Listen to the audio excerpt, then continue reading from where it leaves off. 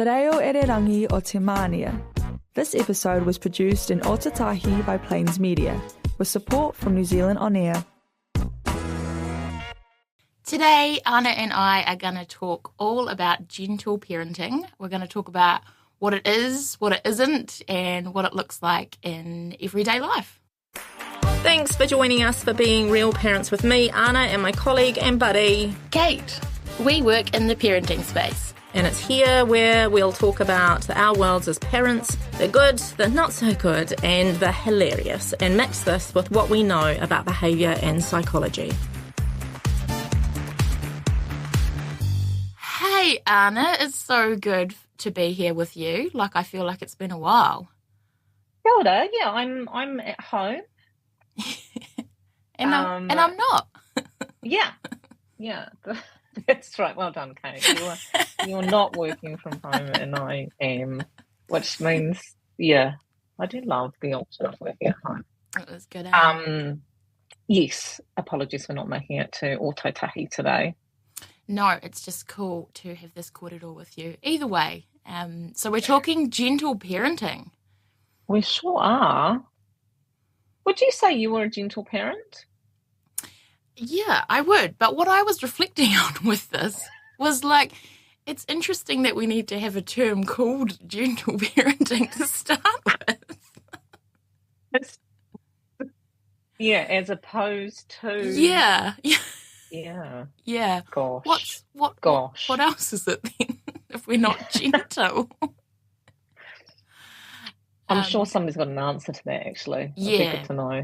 Yeah. There definitely is an answer to that, but that's something that I definitely reflected on. I was like, the fact that we have to call it that kind of is interesting in itself. Yeah, it is interesting, isn't it? And even when people talk to me and say, well, what's your parenting style? I tend not to use the term gentle parenting because it's been so misinterpreted. Thank you, Instagram. Yeah. And so I tend to go back to the research, which would call this authoritative parenting or democratic parenting. Yeah. And actually the alternative of gentle parenting being authoritative or democratic parenting in the research, the other types of parenting that we don't call gentle are authoritarian, helicopter, which is a newbie, and laissez-faire or permissive parenting. Yeah. Coming back to those parenting styles, hey, it always shines through in most of our mahi. Yes, it does. It's often what we're looking for, isn't it? You and I, when we're working with parents, it's kind of like, oh, I just want to see how you're parenting and who you're being in your parenting. Yeah, for sure. Yeah. And I think that it all comes down to how we perceive children or how we think about children. Yeah, totally. Yeah, whether they're in the way or being a nuisance. Yeah. That's right. Or need to behave. Yeah. As opposed to, accepted as they are as children. Yeah. Yeah. And important too. Yeah. And interesting that that's a relationship where we it's more acceptable to judge their behaviour and what they're up to, as opposed to another adult. And, adults behave badly too. And for sure we pull them up, but not quite the same, I don't reckon. No, I don't reckon either. If another adult was behaving in a way, in that relationship, you're not going to treat them necessarily the same as you would with a child. No. When was the last time you said to a adult, stop that, cut that out? Imagine it. Stop being naughty. I mean, it'd be kind of fun if we could. Okay. Yeah, that's right. Yeah, it is interesting, isn't it? We give ourselves permission to talk to children in a different way, and which is that thing about but the different way comes from the way that we're perceiving children and our expectations of them as well. Yeah.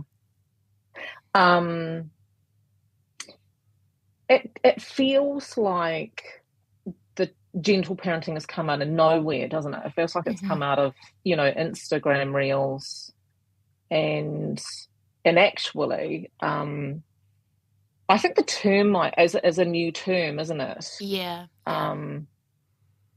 But actually it was probably the early way that everybody parented. We know that our parenting was really, really changed through industrialization. Yeah, totally. And colonization, particularly. And industrialization is because we needed children to go to school and learn these things, and we needed them to behave. And so that's why our parenting and the way that we look to children has really changed over time. And the gentle parenting or authoritarian parenting or democratic parenting is coming back to our relationship with children, Yeah, and the only the time it came most available when the research started around this was after the war, because there was definitely, we saw at that time in Britain, for example, that at that time children needed to be obedient, and it was hierarchical, and it was all about behaviour control and punishment and compliance, isn't it? I mean, when I think about that, it feels really harsh, actually. Yeah, totally.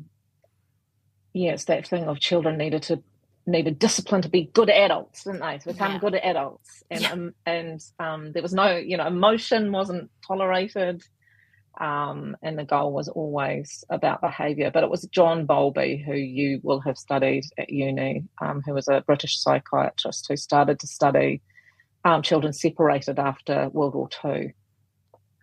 And that's when that research into attachment became central, and recognising that our relationship with our children shapes their lifelong well-being, and that connection between, a loving adult, nurturing adult and child is protective of them.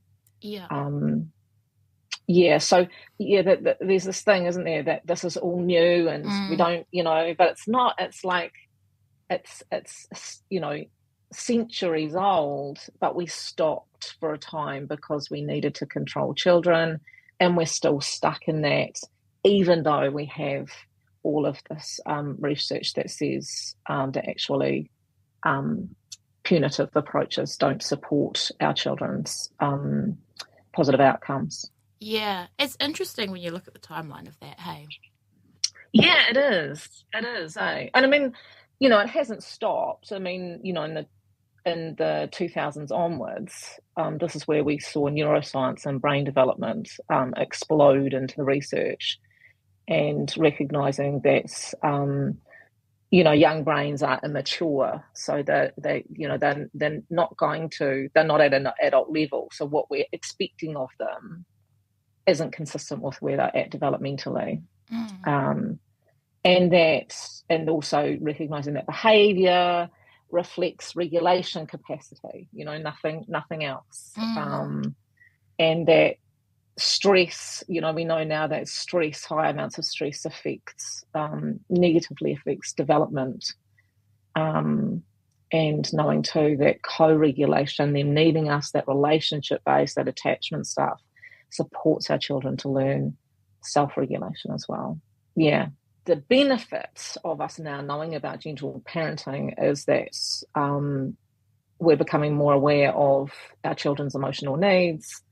There hopefully is reduced shame around, parenting struggles and parenting in this way, and that the research is more available. But the challenges are that it's just been oversimplified, that people think that it's all about allowing our children to kind of be in charge, if you like, or take over, or manipulate. And then there's also, I think, a pressure for endless calm as parents now. That's a challenge I think we face. And I think there's that confusion between gentle and permissive parenting.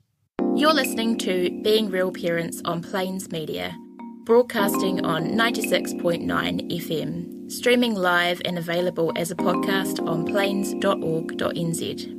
So, Anna, if we had like a definition of what this actually means, of course we've kind of touched on this already, but what would you say it is? What is gentle parenting? That's hard, isn't it? It is. That's very hard. What it is I think it's committed to the relationship that you have with your child. I'm thinking about me as a parent now. I think that's the easiest way to talk to this. Yeah. So that doesn't mean that I don't get things wrong, because holy shamoly, I get things wrong. But I'm also committed, because I'm committed to the relationship, I'm committed to cleaning that up. Yeah. And going and sorting that, talking that through, working that through, taking responsibility where I need to. I think also it's understanding behaviour as communication. Mm-hmm. I think it's about supporting our kids' emotional safety, so that they can express emotions and that's okay. Mm-hmm. We don't try and shut that down, fix it, And I think it's an ongoing journey for me of working on my own regulation. Yeah, for sure. Inside of my parenting. Yeah. And I think it's also about, if I go back to authoritarian parenting, and the two markers that we would look for, and they looked for in the research, is having high expectations of our kids. So we expect that they can do things with scaffolding, with support, through learning, but we see them as capable and competent. And we have high levels of love and warmth. So those two things together. Yeah. Yeah. And if you think about the helicopter parenting or the permissive parenting that's getting confused in here, they have high levels of love and warmth, but low expectations of their kids. Oh, they need me to help in this. Yeah. They can't do this for themselves. I need to support them with doing that assignment, or, blah, blah, blah. And I think it comes back to that, we talk about the tree as well within that, and thinking about what that looks like too. So the deep roots, the solid foundation, having the boundaries and the expectations there, as well as that really strong relationship, but also being able to move and, be flexible within that as well, compromise, know that it's not always going to be the same, but also within that having consistency too. So there's so much within it, hey. But I always think, going back to that tree analogy really helps me to think, okay, am I being a tree now? Am I actually focusing on this relationship? But also, like you're saying, having the expectations at the same time. Yeah, that's right. What about, I'm wondering whether or not we talk about what this might look like in our ordinary everydays. Ha ha ha. Well, while you were talking before, it made me think of an example of my daughter recently being really upset in the morning, which is a common situation, right? Everyone's frantically trying to get ready. There's things that have to be done, and we need to leave by a certain time. Like, it's full on.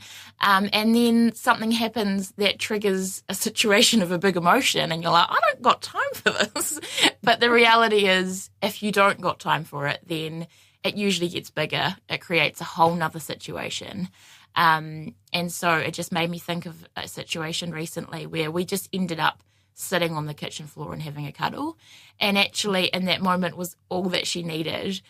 But that had come after me being like, you just need to get your bag, and, like not responding in that way to start with, and then having a little check-in with myself and being like, hey, dude, this isn't helping. How you're responding right now is actually escalating the situation, and making her more upset. I just need to stop and take a deep breath and have a cuddle on the floor. That is such a good point. The gentle parenting, authoritarian parenting are reflective. Yeah. And so they true. want to kind of learn about themselves, learn more about parenting, learn more about development of their child, reflect on when things just don't feel right, take responsibility, those sorts of things. And that's a really good point, actually. Yeah. Yeah, I think also it comes back to that not being perfect as well, like you were talking about before, and the fact that by us saying, I'm sorry, I shouldn't have responded in that way, like the power of that, like the learning for our tamariki through us doing that is huge. Like, that's what we want them to do in those moments. Yeah. But I guess you have to reflect to be able to do that, hey? You have to be able to be like, oh, that probably wasn't ideal. I know. And look, and the hardest thing that I find is thinking about what am I contributing to the situation, because I so want to be right. I just I so want to, in me as my background of parenting and stuff like, and I so want to just yell and say, you need to do this now and do as I say, and like freak her out, like, rely on old styles of parenting where we just fear-based when we make our children do something, because in some ways I think, oh, that'd be so much easier, wouldn't it? I just go do that, or otherwise you won't be, just consequences and stuff like that. But it's kind of like, what's the learning in that, and what's that doing to my relationship with my child? Totally. And good point. Sorry. I think even thinking about that example too, so we sat on the floor, had a cuddle, and then once everyone was calm again, it was like, okay, we still need to do these things. Like, so it wasn't that the expectations were gone and the boundaries were out the window and we were just sitting there having a cuddle for the next hour. And then you went and did it for her. Yeah. It was like, okay, we've all calmed down. We've had a moment of connection again, and now we need to get back on track. Like, okay, how are we going to do this? Is there something you need from me to make this easier? What are you going to do? And talking that through and making a plan and going from there. But everyone's now like, whoosa. Instead of still like, just trying to. Or just escalating the whole situation until you're, bundling a screaming child into the car and making them go to school all red hot and angry with the world. And I think we've all been there too. Oh, yeah, absolutely. Yeah. Speaking from experience. When I haven't, because I don't always follow my own good advice, hey, and I get caught in those moments of, you just need to do what I need you to do right now, please. Yeah. What about, like, I'm just trying to think about all the tough stuff. What about, like, sibling, conflict? How would we come to that as gentle parenting, which I'm coming around to liking as a term? Sibling stuff always comes up, and is always so tricky. I think for me it's thinking about we often jump in there because we've seen a little moment or a glimpse of like, oh, that she did that, or and sometimes we haven't seen the whole thing play out, and we often jump in either too early because it's actually that they are working that out as well. Like, we need to give that where it's safe and where they can, give them some and supporting them to work some of those things out. But also, once again, stopping, sitting down, letting both chat about what's just happened too, because we often come at that, from my opinion anyway, we like kind of just jump in there from the little glimpse that we've seen. And so once again, stopping, reflecting, having a moment to pause and being like, okay, how are we going to work this out as a team? Sounds good in theory, right? Yeah. Whenever I think about those situations, I think about a really good preschool teacher, ECE, kaiako, and how they kind of like deconstruct that argument, because because sharing has to take place all day long at a early childhood centre. And I've learnt a lot from observing, and what I notice and what I've learned is that thing about kind of going, whoa, whoa, whoa, whoa, whoa, this is big, bringing them in so that they both feel supported. Yeah. But then also kind of like, whoa, Lulu's really sad right now. Yeah. Can you see that? And kind of having the children take or think about the perspective of others and not just their own, their own thoughts and feelings. Yeah. I think that's a beautiful thing to do as well when you can, you know. Once again, reflecting on, like, is there a common occurrence happening here? Like, is something repetitively happening over a particular thing? Is there more learning that needs to happen here that I need to support as well? Like, is sharing really, really tricky? And do I need to support that a little bit more? And I need to find some opportunities to get that in there. And be in there with them. Because if it's the same thing kind of coming up over and over, that kind of tells you that's a skill they're really struggling with. And some of those skills are so hard to do, even as adults, Yeah, that's right. But it's also kind of like how we get to think that the youngest is spoiled when we grow up. Oh, they always got what they wanted. But it was because, we just always assume that the littlest needs the most support, Yeah. And so if we're holding high expectations for our kids, we're also expecting the littlest to be able to, see how others are feeling, look at the impacts of that, and learn, grow, develop. Yeah. And not always, one thing I catch myself, because, my youngest is not even 2 yet. So that constant, like, he's still learning and like, yeah, for sure, he's little, he is still learning. But that's also not fair that kind of constantly comes up for Willow as well, my oldest, like it's just like, oh yeah, he's still learning. Like, what about me? I'm still learning too. I don't get that. I don't get that to be an excuse for my behaviour. So being aware of our language as well around that, hey. Yeah, I was with my little niece the other day and my other niece, and they're both the oldest in their families. And the older one was explaining to the other one that she has to look after her little brother because she's the oldest. And then my littlest niece, who's 5, says, do I have to do that because I'm the oldest? And she said, yeah. And she goes, well, who looks after me?